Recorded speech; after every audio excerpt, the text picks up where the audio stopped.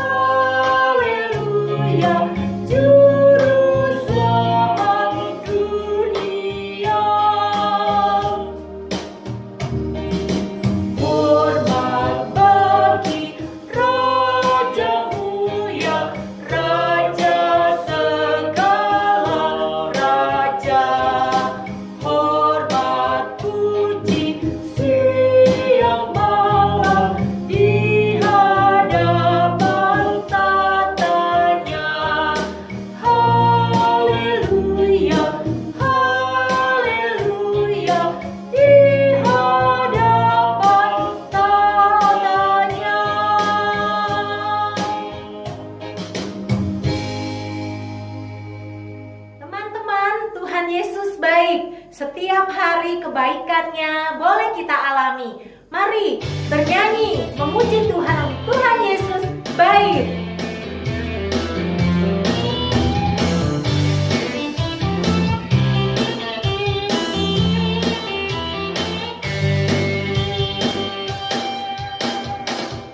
Tiada berkesudahan, kasih setiamu Tuhan. Baru-baru rahmat-Mu bagiku.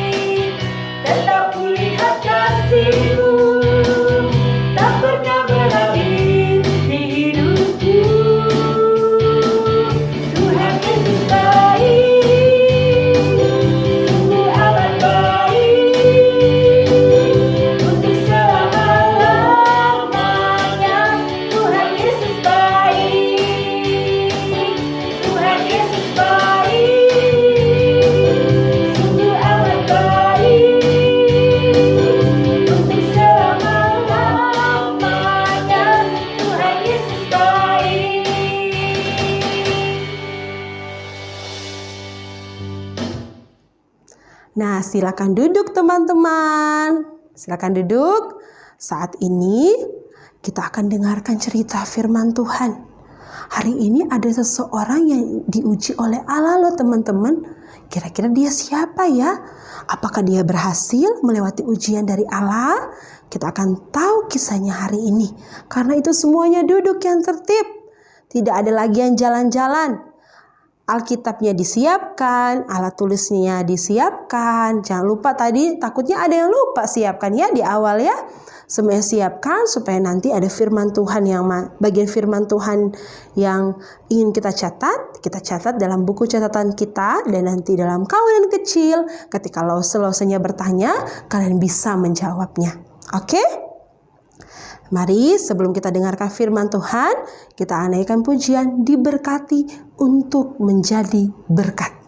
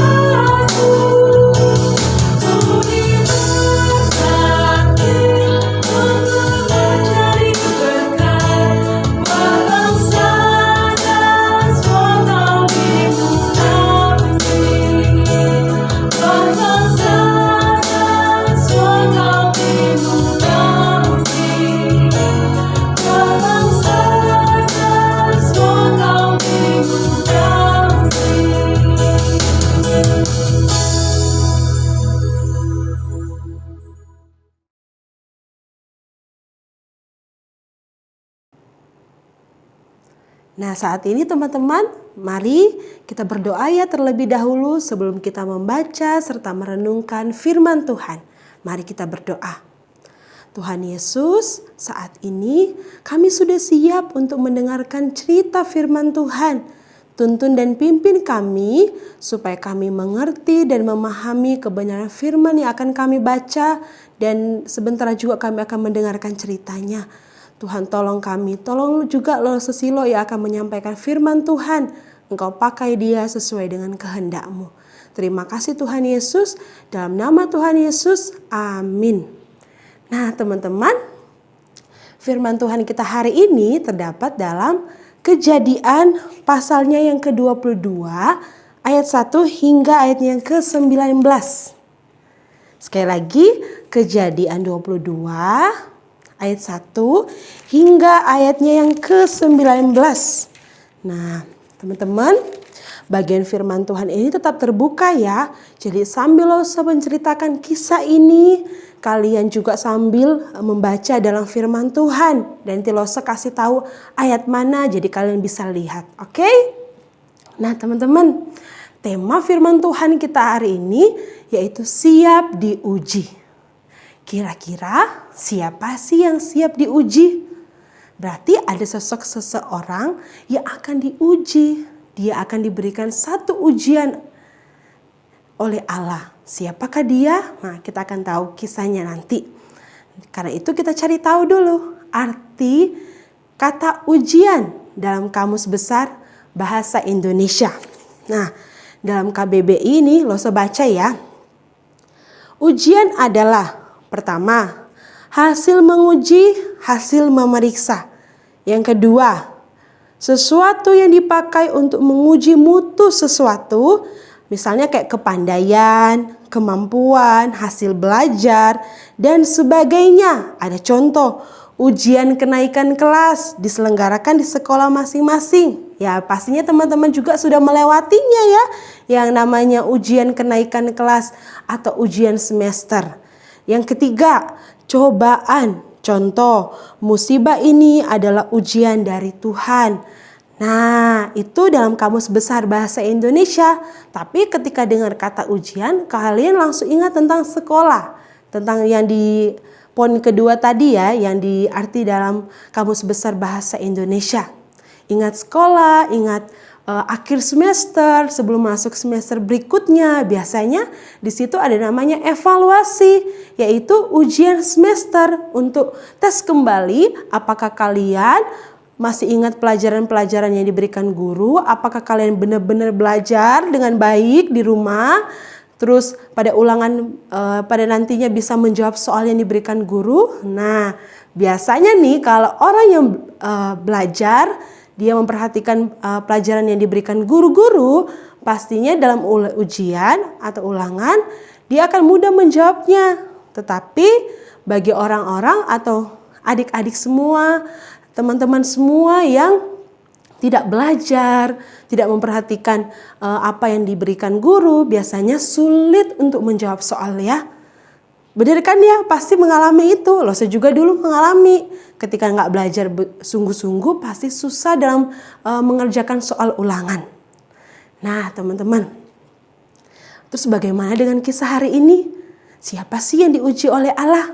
Lihat di judul firman Tuhan kita hari ini. Siapa di situ disebut namanya? Kepercayaan siapa diuji? Abraham. Benar sekali, yaitu Abraham. Nah lihat gambar yang di samping.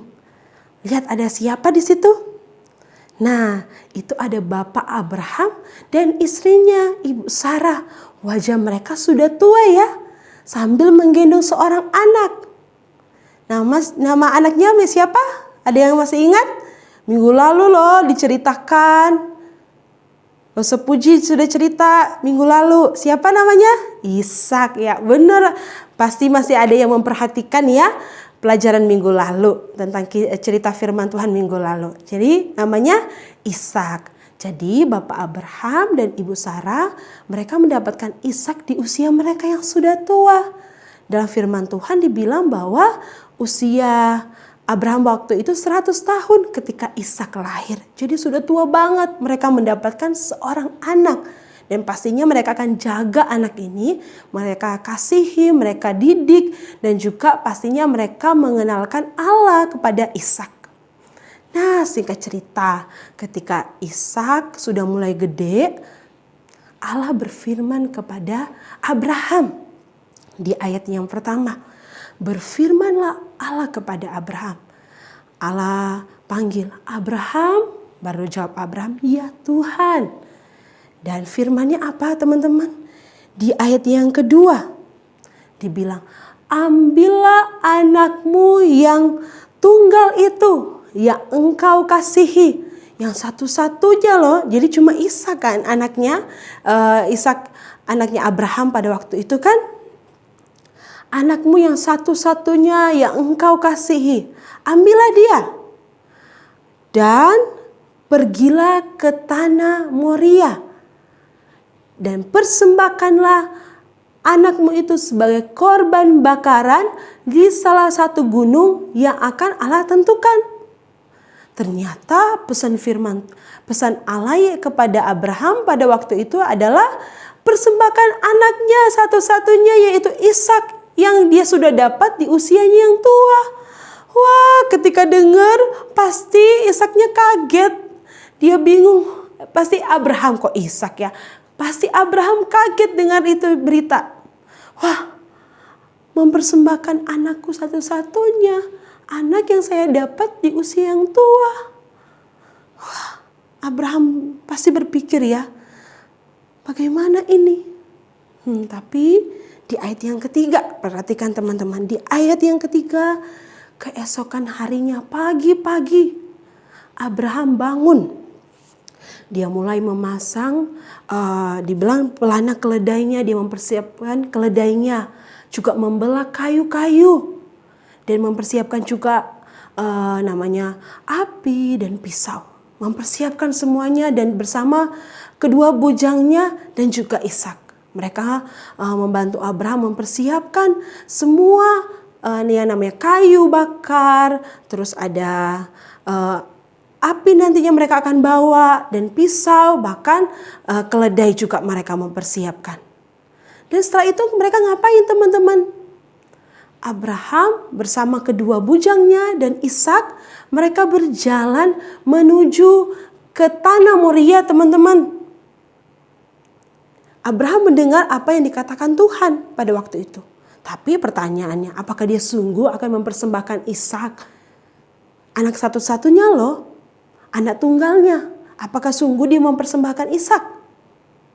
Nah, kita dengar kisahnya, karena itu jangan main-main dulu ya. Jangan jalan-jalan dulu, semuanya duduk yang tertib.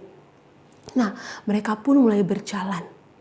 Mereka berjalan menuju ke tanah yang sudah ditentukan oleh Allah. Nah, ketika sudah dari jauh kelihatan tempat itu. Sudah kelihatan tempat yang dimana yang Allah sudah tentukan. Kata Abraham kepada kedua bujangnya, mereka stop sebentar. Kata Abraham kepada kedua bujangnya, kalian tunggu di sini dulu ya. Saya, yaitu Abraham, bersama anaknya yaitu Ishak akan pergi ke sana untuk pergi sembahyang. Dan nanti kami akan kembali ke sana. Pergi sembahyang. Jadi dia bilang pergi sembahyang kepada kedua bujangnya. Jadi kedua bujangnya juga mengikuti. Mereka tunggu di situ sesuai dengan apa yang diperintahkan oleh Abraham. Keledainya juga mereka jaga. Dan kayu bakar tadi yang mereka persiapkan, mereka bawa, diikatkan, ditaruh di bahunya si Ishak. Dan di tangan Abraham juga, Abraham membawa api dan juga pisau. Mereka pun berjalan, berdua aja, Abraham dan Ishak. Mereka berjalan menuju ke gunung itu, gunung yang sudah ditentukan oleh Allah. Di perjalanan ini teman-teman, di tengah-tengah mereka berjalan, si Ishak bertanya kepada Abraham, kepada bapaknya. Yuk kita lihat ya, di ayatnya yang ke-7. Dibilang sama Ishak, "Bapak," kata Abraham, "Ya anakku, di sini sudah ada api dan kayu. Tetapi di manakah anak domba untuk korban bakaran itu?" Kata si Ishak, "Di mana?" Bapaknya pasti ketika dengar itu agak kaget. Wah, di mana ya? Pasti akan berpikir sebentar. Wah, dalam hati sedih karena anaknya harus dipersembahkan gitu ya, sesuai dengan perintah Allah. Tapi di ayat 8, dengan hikmat Tuhan pastinya Abraham menjawab, "Allah akan menyediakan anak domba untuk korban bakaran baginya, anakku," katanya Abraham kepada Ishak. Oh, jadi Allah akan mempersiapkan ya, Allah akan menyediakan. Dan mereka pun melanjutkan perjalanan mereka. Dan akhirnya sampailah mereka di atas gunung itu. Dan sampai di sana, Abraham langsung mendirikan mezbah bagi Tuhan. Kayu-kayunya disusun. Setelah selesai disusun, Ishak dia ikat Dan Ishak pun dalam firman Tuhan ini tidak ada bilang kata menolak. Dia mendengar, dia tetap ikut teman-teman. Sedih ya teman-teman. Dia tetap ikut. Tangannya diikat, ditaruh di atas mezbah. Dengan hati pasti Abraham agak sedih ya. Sedih banget dia. Pastinya perasaannya ketika dia harus mempersembahkan anaknya. Tapi dia tetap terus mengingat akan perintah Allah.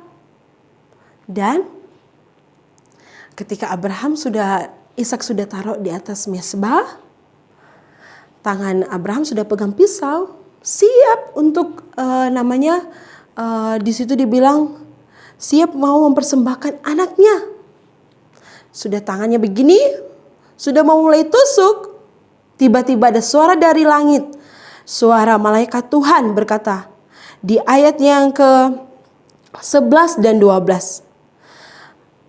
Abraham, Abraham, kata Abraham, ya Tuhan, jangan kau apa-apakan anak itu. Jangan kau bunuh dia, dibilang dalam firman Tuhan. Sebab telah ku ketahui sekarang bahwa engkau takut akan Allah. Jadi Abraham di sini diuji oleh Allah. Iman kepercayaannya kepada Allah. Dan Allah bilang, jangan kau bunuh anakmu itu. Jangan kau apa-apakan dia.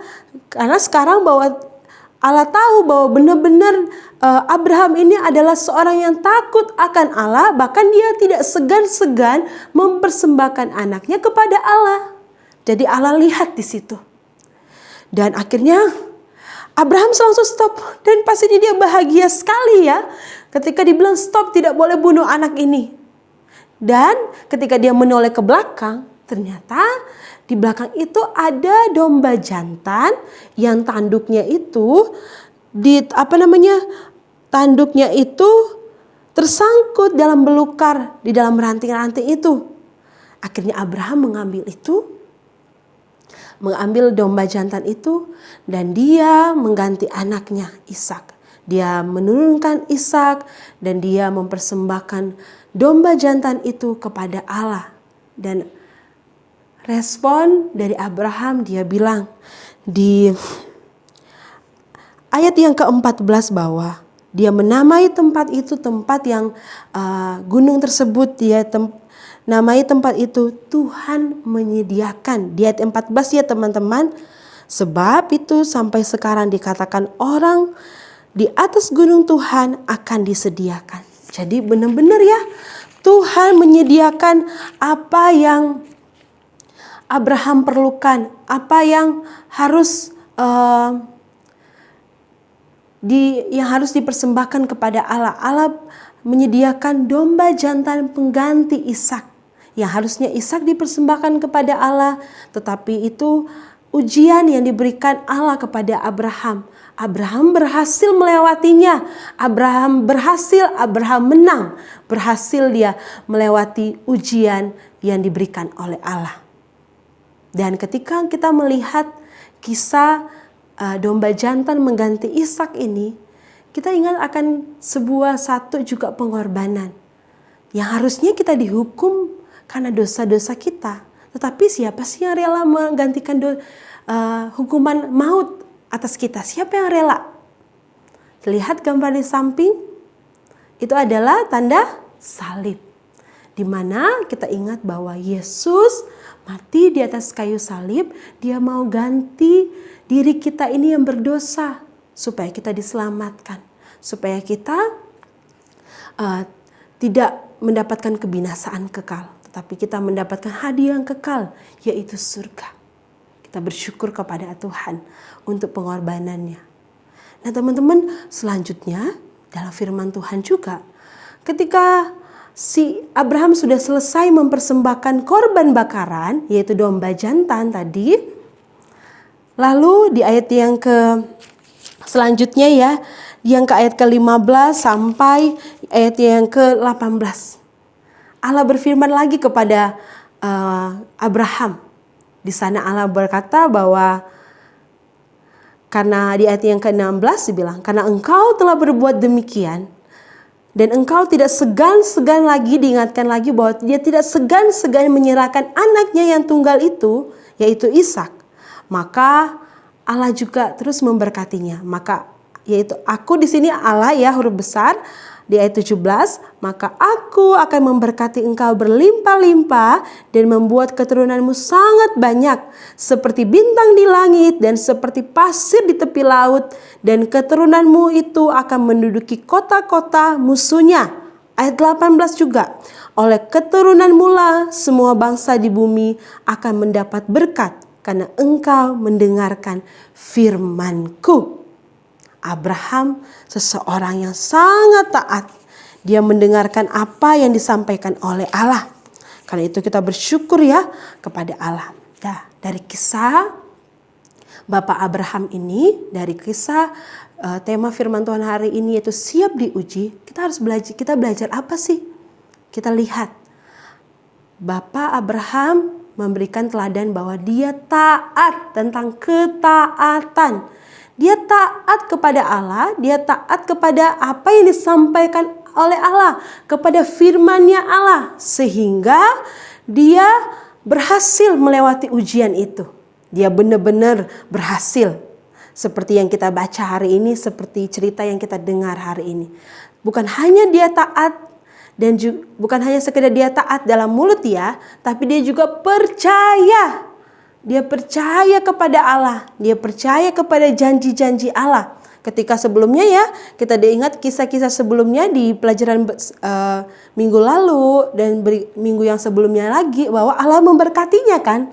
Allah akan menjadikan bangsa yang besar. Si Abraham itu masih tetap percaya kepada janji Allah itu.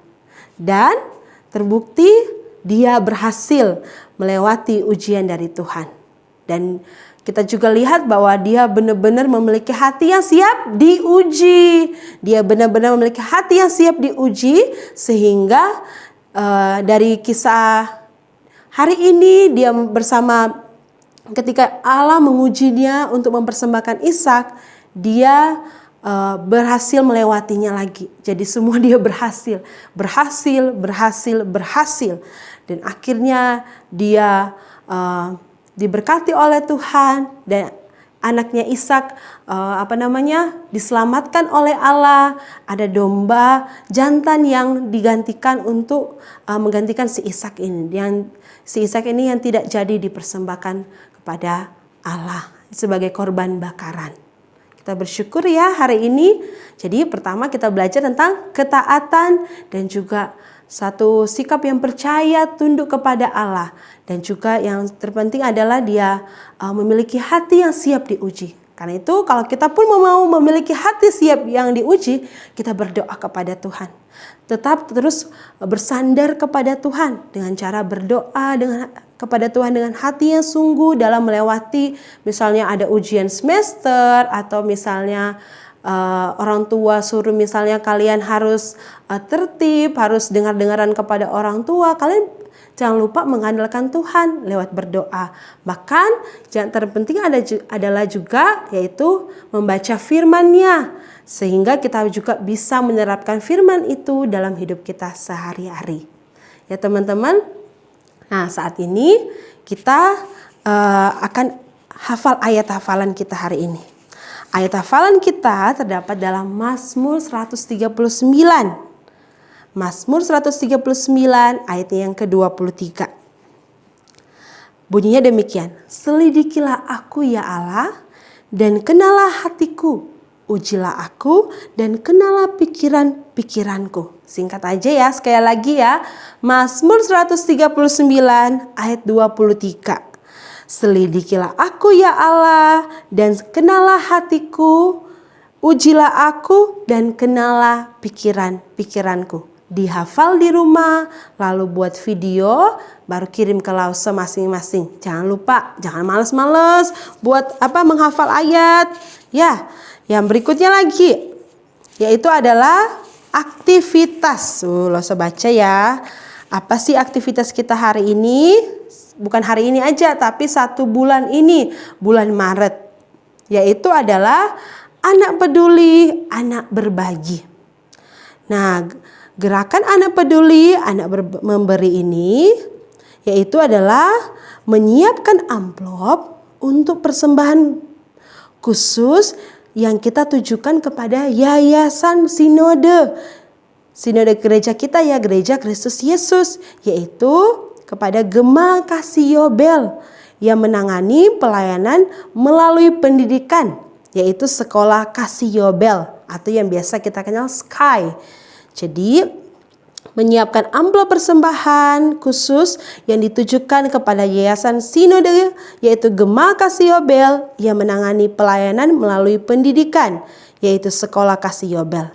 Nah, melalui persembahan selama bulan Maret sampai April 2022. Jadi ada 2 bulan kita akan menyiapkan amplop persembahan khusus kepada sekolah SKY gitu ya. Dan kiranya melalui persembahan yang kita akan kumpulkan bisa menolong anak-anak SKY dalam membeli buku, membayar uang sekolah dan kebutuhan mereka yang lain-lain. Jadi Loso tunggu ya, dan didoakan juga jumlah uang yang akan kita persembahkan. Nanti kalian sharing juga kepada orang tua kalian untuk aktivitas di bulan Maret sampai bulan April. Dan nanti di Paskah nanti kalian setelah ibadah Paskah pastinya kalian drive thru persembahan itu bawa ke gereja. Jangan lupa bawa ke gereja setelah kebaktian Paskah di bulan April nanti. Drive thru persembahan dan jangan lupa didoakan untuk persembahan yang akan kita berikan. Oke teman-teman, jangan lupa aktivitasnya dilakukan, ayat hafalnya juga dilakukan. Mari kita akan menutup pembacaan firman Tuhan dan cerita firman Tuhan hari ini. Kita berdoa. Terima kasih ya Tuhan, hari ini kami belajar dari kisah Bapak Abraham yang diuji oleh Engkau. Dia berhasil melewati ujian itu karena dia taat kepada Allah, karena dia percaya kepada janji Allah. Dan sungguh ketika dia percaya dan taat kepada Allah, dia memiliki hati yang siap diuji. Tuhan, tolonglah kami ya Tuhan. Kami mau juga menjadi anak-anak yang taat dan percaya kepada Allah, kepada perkataan-perkataan Allah, yaitu dalam firman Tuhan. Bahkan juga kami rindu, kami juga menjadi berkat buat orang lain. Lewat kami mengumpulkan persembahan khusus buat teman-teman kami yang sekolahnya di Sekolah Kasih Yobel. Tuhan, tolonglah anak-anak-Mu ini dalam mereka juga mengumpulkan persembahan, Engkau tuntun mereka, dan dalam juga menghafal ayat, biarlah Engkau juga sertai mereka supaya mereka juga sungguh-sungguh dalam menghafal ayat dan juga bisa share kepada Lause masing-masing, dan biarlah juga pesan firman Tuhan itu juga memberkati mereka. Terima kasih ya Tuhan, dalam nama Tuhan Yesus kami berdoa. Amin. Nah teman-teman, tadi kita sudah dengar firman Tuhan ya. Jangan lupa aktivitasnya dilakukan dan juga ayat hafalannya dihafal. Mari saat ini kita akan memberikan persembahan. Dan persembahan kita taruh di celengan yang sudah kita buat di bulan Januari, aktivitas di Januari kemarin. Jadi kita taruh situ persembahan kita, dan sambil memberi persembahan kita naikkan pujian Jalan Serta Yesus.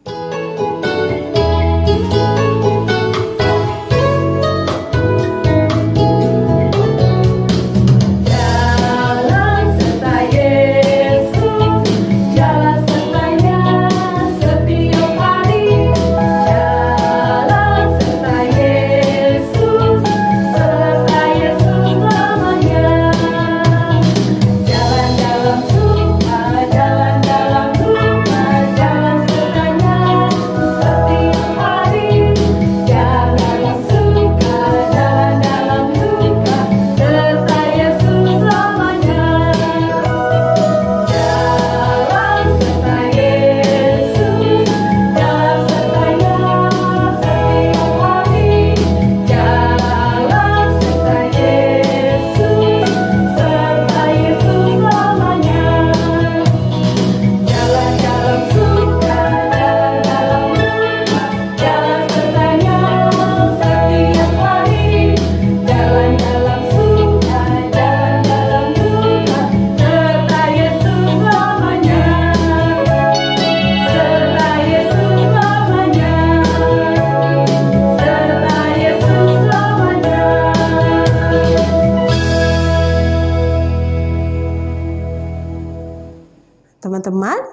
Sekarang kita dengar pengumuman ya. Pertama, minggu depan jangan lupa ikut lagi kebaktian anak dan kawanan kecil sesuai dengan kelas-kelas kalian. Jangan sampai bolos ya, ikut kawanan kecil dan juga ikut kebaktian anak. Yang kedua adalah tetap setia membaca firman Tuhan. Go Bible Go. Jangan sampai kendor. Semuanya tetap setia baca firman Tuhan. Go Bible Go ya di rumah masing-masing. Dan berikutnya lagi, dalam bulan Maret ini ada namanya kado komunitas anak doa online. Jadi semuanya di hari Rabu itu di jam 6 sore, di Rabu ketiga. Jangan lupa untuk ikut kado komunitas anak doa online. Jadi disimpan baik-baik, baik-baik ya. Setiap Rabu jam 6 sore di Rabu ketiga. Ya. Dan berikutnya lagi, Lause mau ucapkan happy birthday buat Nadia, buat Kristo, buat Oliver, buat Nathan. Mereka berhari ulang tahun di sepanjang minggu ini. Happy birthday buat kalian semuanya. Jangan lupa ya ucapkan happy birthday. Jadi kalau itu di kawanan kecil kita, teman-teman kita di kawanan kecil, ucapkan happy birthday buat mereka. Jadi dilihat tanggal-tanggal ulang tahun mereka ya. Nah, saat ini kita akan mengakhiri kebaktian anak kita di hari ini. Semuanya sikap berdoa. Mari kita berdoa. Terima kasih Tuhan, kami bersyukur untuk penyertaan-Mu dalam persekutuan kami, dalam kebaktian anak kami di hari ini ya Tuhan. Tadi kami sudah memberikan persembahan, Tuhan juga kiranya memberkati persembahan yang sudah kami berikan, supaya persembahan ini dapat digunakan, membantu setiap pelayanan-Mu di gereja-Mu di tempat ini. Kami juga berdoa ya Tuhan buat teman-teman kami yang berhari ulang tahun di sepanjang minggu ini. Tuhan sertai mereka, Engkau jaga lindungi mereka, biarlah juga mereka tetap menjadi anak-anak yang dengar-dengaran kepada orang tua, kepada guru-guru mereka di sekolah, kepada guru-guru mereka di sekolah minggu juga, bahkan terlebih terhadap Engkau ya Tuhan, supaya biarlah juga kiranya mereka tetap setia, go Bible go, baca firman Tuhan, setia ikut kebaktian anak. Engkau jaga mereka ya Tuhan, Engkau berikan kesehatan kepada mereka, teman-teman kami yang berhari ulang tahun. Begitu pula dengan kami semua ya Tuhan. Biarlah Engkau juga jaga lindungi kami dan juga tuntun kami supaya kami tetap setia membaca firman Tuhan, setia dalam Go Bible Go, supaya kami bisa berhasil menyelesaikan atau membaca Alkitab dari Kejadian sampai Wahyu. Tolonglah kami ya Tuhan, dan kami menyerahkan juga sepanjang minggu ini ke dalam tangan Tuhan. Ketika kami harus sekolah secara online lagi, Tuhan jaga kami, Tuhan berikan kami semangat, sukacita dalam sekolah online. Terima kasih ya Tuhan, kami menyerahkan semuanya dalam tangan Tuhan. Ini doa kami, dalam nama Tuhan Yesus kami berdoa. Amin. Nah, demikian kebaktian anak kita hari ini. Sampai ketemu lagi minggu depan. Tuhan Yesus memberkati.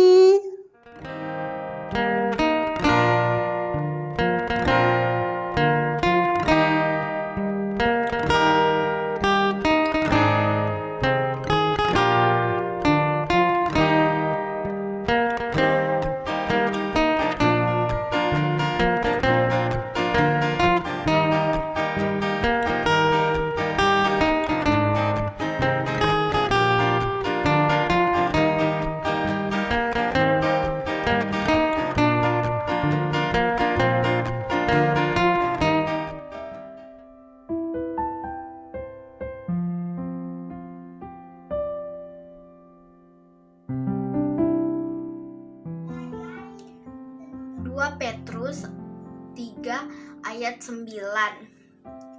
Tuhan tidak lalai menepati janjinya, sekalipun ada orang yang menganggapnya sebagai kelalaian. Tetapi Ia sabar terhadap kamu, karena Ia menghendaki supaya jangan ada yang binasa, melainkan supaya semua orang berbalik dan bertobat. 2 Petrus 3 ayat 9. Tuhan tidak boleh menepati janjinya, sekalipun ada orang yang menganggapnya sebagai kelalaian, tapi ia sabar karena ia menghendaki supaya semua orang berbalik dan bertobat. 2 Petrus pasal 3 ayat 9. Tuhan tidak lalai menepati janjinya, sekalipun ada orang yang menganggapnya sebagai kelalaian, tetapi ia sadar terhadap kamu, karena ia menghendaki supaya jangan ada yang binasa, melainkan supaya semua orang berbalik dan bertobat. 2 Petrus 3 ayat 9. Tuhan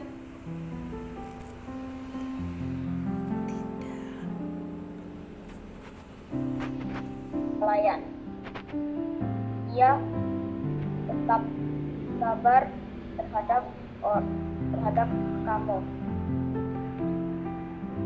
karena ia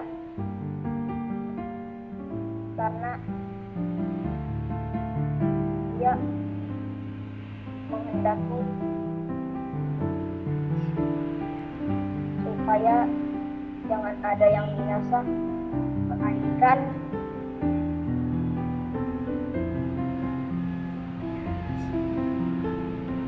semua orang berbalik dan bertobat.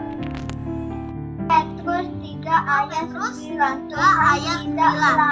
Tuhan tidak Lalai menepati janjinya, sekalipun ada orang yang menganggapnya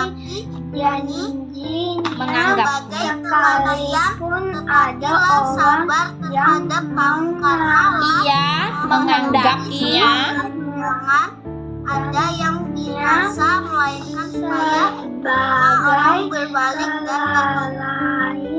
kelalaian Menepati janjinya, sekalipun ada orang yang terhadap kamu, karena ia sabar terhadap kamu, karena ia supaya jangan ada yang binasa, melainkan supaya semua orang berbalik dan bertobat.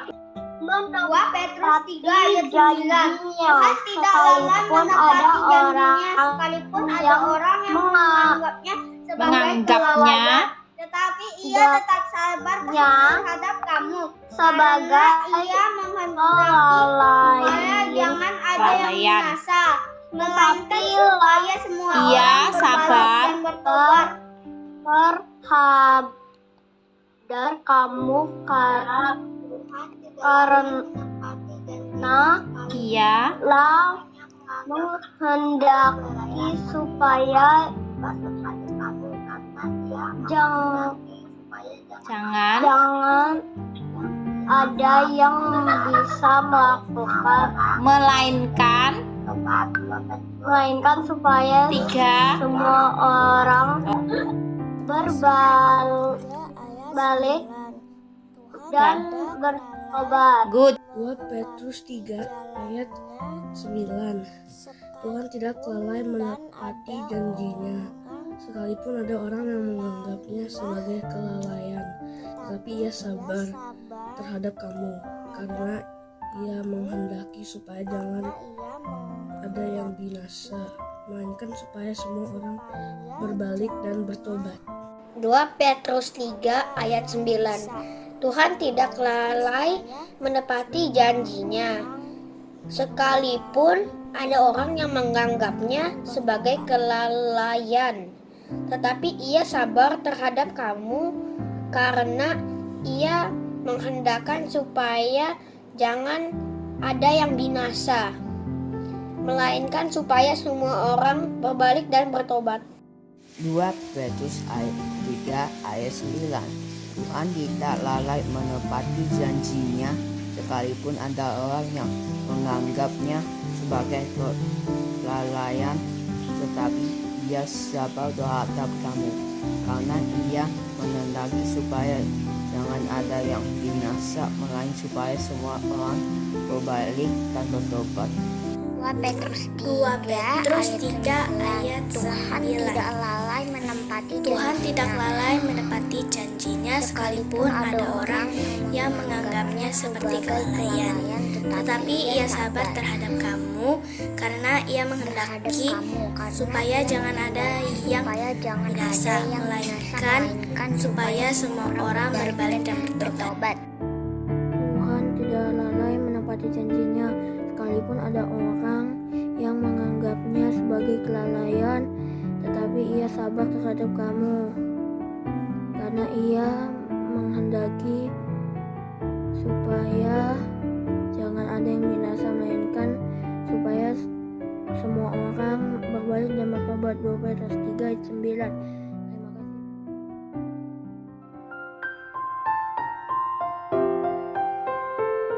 God's promise is a rainbow painted in the sky to remind us He will always keep His word. So remember, when you see one, you'll know the reason why. God's promise is a rainbow in the sky.